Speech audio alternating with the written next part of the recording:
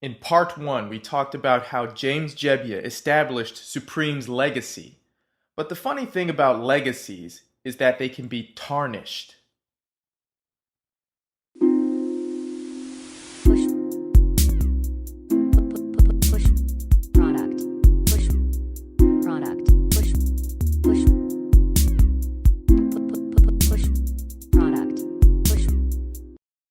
Hey, before we dive in, we're letting you know that this video is brought to you by us.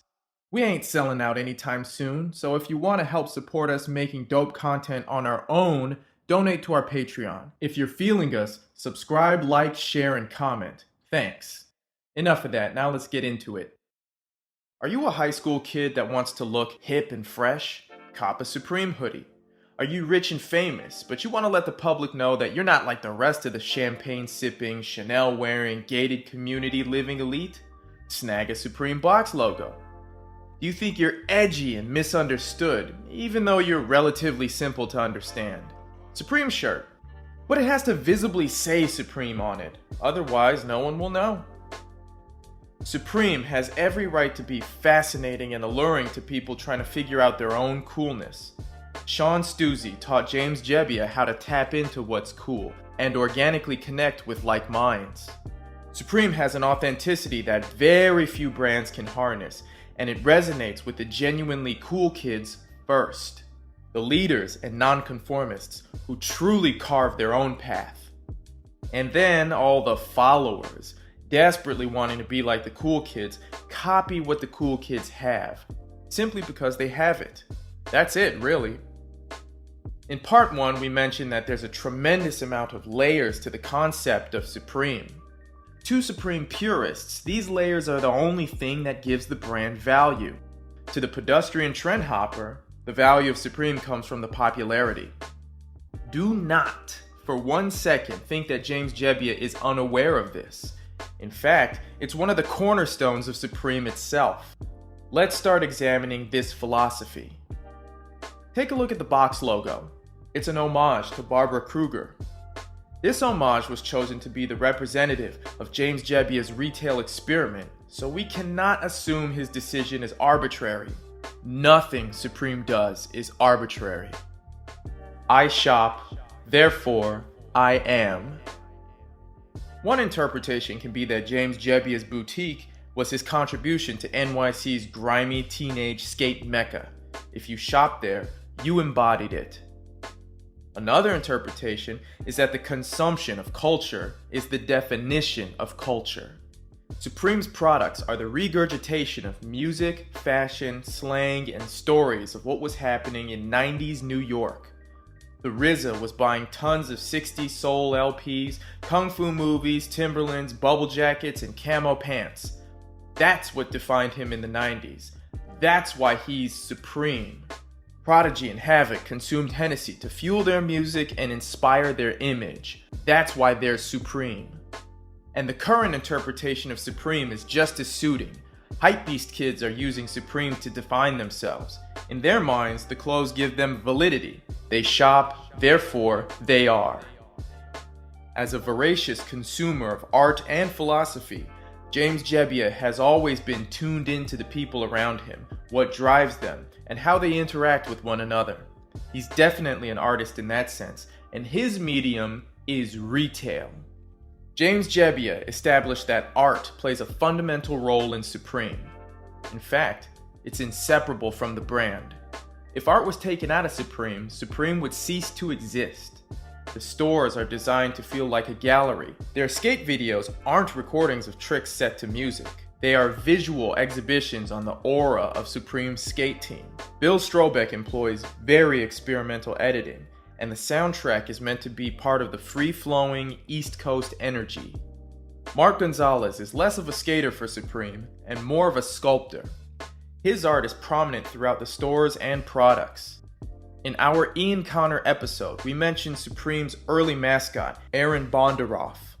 As a living representative of Supreme, Bondaroff went on to establish a fine art gallery.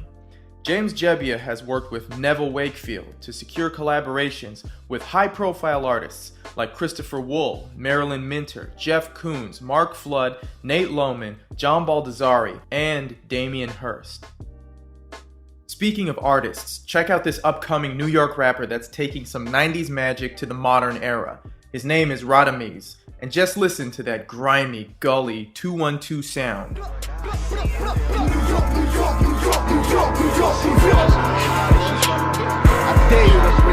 Depression came with diplomas and righteous the magnum opus with blocks to turn it back that if your jewelry too braggadocious. Cop dressed up like coronels on our corners, locking our soldiers. I woke up and smell the Folgers. I can die like any moment on a conference call. Titties like my Tylenol. Work problem, girl problem. Trying to keep my mind involved. A pig might shoot me in the Yankee. Consider that as a worthy soundtrack to Supreme's appreciation for art. For Supreme, art is everything. But like art, Supreme is open to interpretation, and many of those interpretations are made without much insight. The hype of Supreme, through no fault of their own, is beginning to degrade the perception of the brand. On one hand, we should be happy that Supreme is compelling and attractive to kids of all backgrounds, and it does take significant enthusiasm to line up for days for a chance to purchase some new merchandise. But a large part of the group that's currently shopping at Supreme is nothing like Jebbia or the group he built it around. Can you picture those 90s degenerates standing in line, taking selfies, waiting to buy trendy outfits? Absolutely not. The kids that Jebbia endorsed stole clothes off the racks or went to thrift stores. They repped the brands they loved, not the brands that made them get more followers. They didn't want to have matching outfits like the rest of the block. They wanted to stand above the block.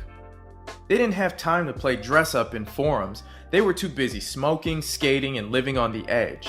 They wore Supreme because they were Supreme. The old saying goes, the man makes the clothes don't make the man. Sadly, much of that message has been buried. Supreme's branded objects have become commodities, sellable and tradable because they have a logo on them.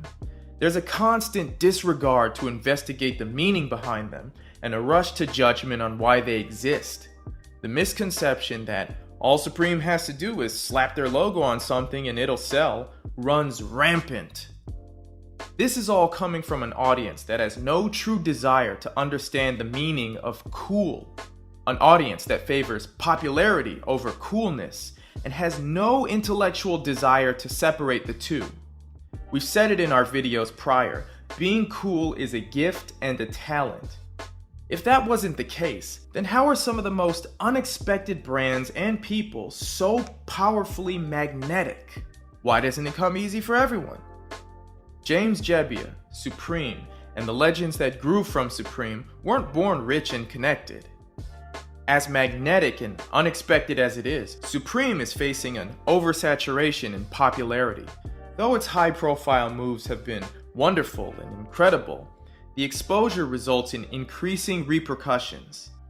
From being sued by LVMH to creating a collection with them, from growing their relationship with Kate Moss to Kermit, from being a guest in street skateboarding, hip-hop, and rock and roll to one of the most powerful ambassadors of it. Supreme has increased its visibility, but not articulated its message. James Jebbia always let the kids steer the ship, and that's one of the primary reasons for Supreme's success. But a couple of randoms have been trying to sneak in and change the course. Hype-focused trend hoppers want to own the image Supreme built without them. Good news though. There's two brands that have successfully captured the essence of Supreme and built marvelous creations using this magical formula. One is Dime, the other is Palace. To learn more about Dime, check out our video on them. They're absolutely phenomenal, and they've solidified their place in skateboard history. Palace is another current heir to Supreme. The London-based skate brand is taking the look and feel of the British skate scene and elevating it to a new level. Like Supreme, Palace has grown to develop high-profile collaborations with Adidas and an exquisite collection with Ralph Lauren. Although they're fashionable and appealing, Palace continues to stay firmly rooted in skateboarding. So, despite James Jebbia's best intentions, Supreme is getting a little sidetracked. Well, what's the big deal? It's not like they're gonna fall off anytime soon. That might be true, but does this mean they should keep going?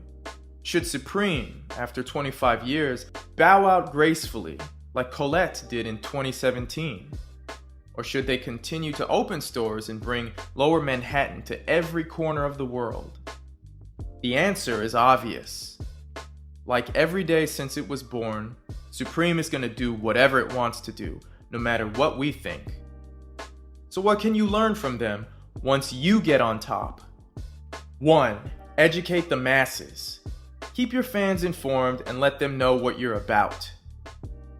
2. Be willing to lose fans. When you're motivated by purity, you gotta understand that it's not for everyone. 3. Go deep, not wide. Though it's nice to reach a bigger audience, focus on connecting to a better audience. Supreme is forever an iconic brand, deserving of all the credit in the world. From what James Jebbia started, it's genuinely remarkable. It's bigger than skateboarding, clothes, and clout. However long Jebbia will reign, Supreme's true value will never be lost. From a love of culture came a love supreme. That's what it means to push product. Imitation. Anna Montana, she want the banana, make it for the planting on that dick cabana. I had to finesse, I chill with Vanessa. I move in the dark as my fans influential. Tick like an infection, rap game influenza. Pull up in a Tesla, you're in an Integra. Start off as a student, became the professor. You're covered in dust, you might need an Allegra. I am the Omega, stacking my bread. Yeah, you the sustaining, you covered in smegma. You couldn't beat me, you're already red. My millennium, I helped me get in your head. I read niggas mind and it made me some cheddar. I hope that my people ain't mad at me. Just here to win like it's in my anatomy. Building an empire, Lucius is mad at me, yeah. Marvelous.